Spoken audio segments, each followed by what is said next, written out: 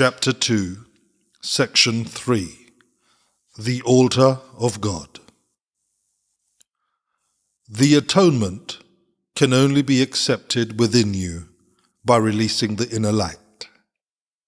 Since the separation, defenses have been used almost entirely to defend against the atonement, and thus maintain the separation. This is generally seen as a need to protect the body.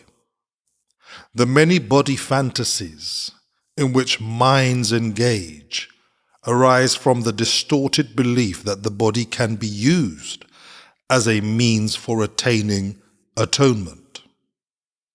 Perceiving the body as a temple is only the first step in correcting this distortion, because it alters only part of it. It does recognize that atonement in physical terms is impossible. The next step, however, is to realize that a temple is not a structure at all. Its true holiness lies at the inner altar around which the structure is built. The emphasis on beautiful structures is a sign of the fear of atonement and an unwillingness to reach the altar itself. The real beauty of the temple cannot be seen with the physical eye. Spiritual sight, on the other hand, cannot see the structure at all because it is perfect vision. It can, however, see the altar with perfect clarity.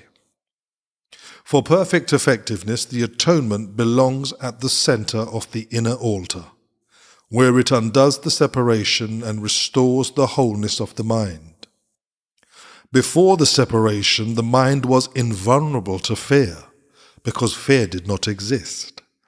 Both the separation and the fear are miscreations that must be undone for the restoration of the temple and for the opening of the altar to receive the atonement.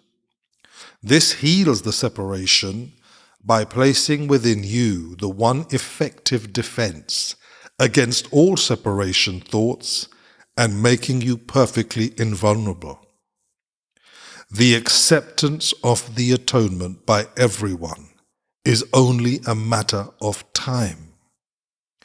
This may appear to contradict free will because of the inevitability of the final decision, but this is not so.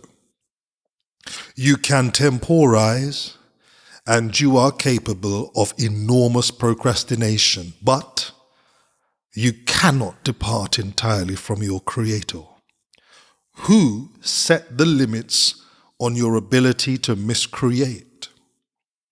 An imprisoned will engenders a situation which, in the extreme, becomes altogether intolerable. Tolerance for pain may be high, but it is not without limit. Eventually, everyone begins to recognize, however dimly, that there must be a better way.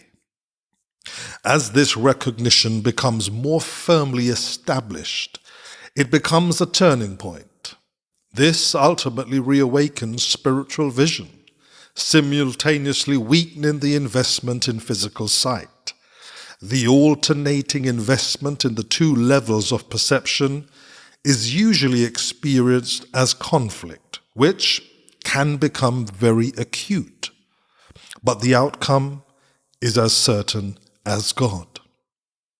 Spiritual vision literally cannot see error and merely looks for atonement. All solutions the physical eye seeks dissolve. Spiritual vision looks within and recognizes immediately that the altar has been defiled and needs to be repaired and protected. Perfectly aware of the right defense, it passes over all others, looking past error to truth. Because of the strength of its vision, it brings the mind into its service. This re-establishes the power of the mind and makes it increasingly unable to tolerate delay, realizing that it only adds unnecessary pain. As a result, the mind becomes increasingly sensitive to what it would once have regarded as very minor intrusions or discomfort. The children of God are entitled to the perfect comfort that comes from perfect trust. Until they achieve this, they waste themselves and their true creative powers on useless attempts to make themselves more comfortable by inappropriate means. But the real means are already provided and do not involve any effort at all on their part.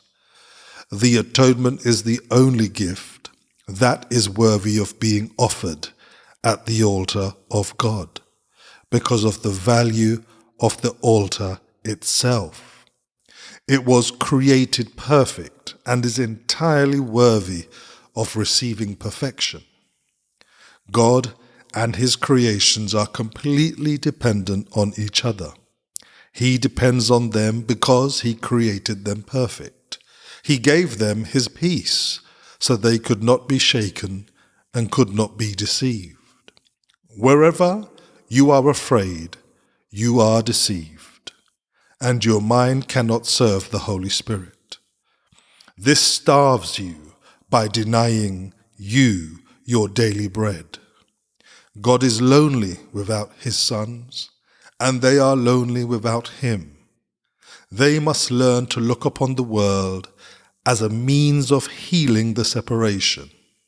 The atonement is the guarantee that they will ultimately succeed.